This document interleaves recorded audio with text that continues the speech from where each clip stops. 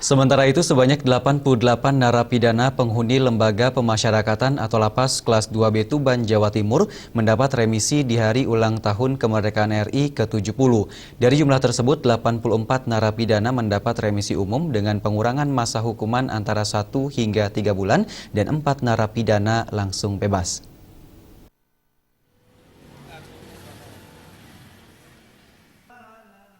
Pemberian remisi berlangsung usai upacara bendera di alun-alun Tuban.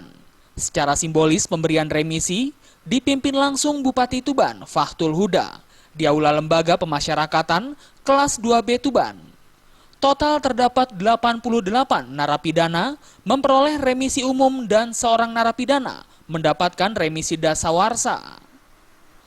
Dari sebanyak 88 narapidana yang mendapatkan remisi umum tersebut, rinciannya adalah 84 narapidana mendapatkan masa pengurangan hukuman antara 1 hingga 3 bulan dan 4 narapidana langsung bebas. Selain remisi umum diberikan pula remisi dasawarsa sebagai ungkapan sukacita dasawarsa Indonesia Merdeka. Pada remisi dasawarsa ini, Lapas Tuban mengusulkan sebanyak 173 narapidana.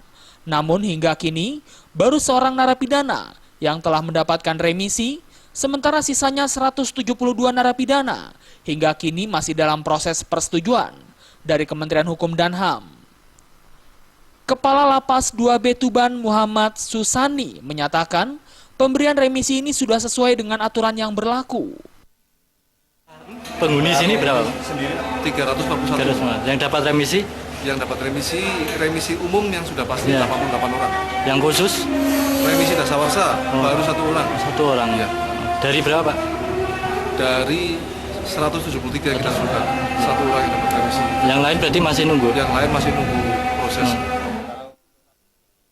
Sementara hingga saat ini jumlah penghuni Lapas 2B Tuban adalah sejumlah 341 narapidana. Mereka berasal dari berbagai kasus, diantaranya perjudian, pencurian, dan berbagai kasus pelanggaran kriminal lainnya. Dari Tuban, Jawa Timur, Sumali.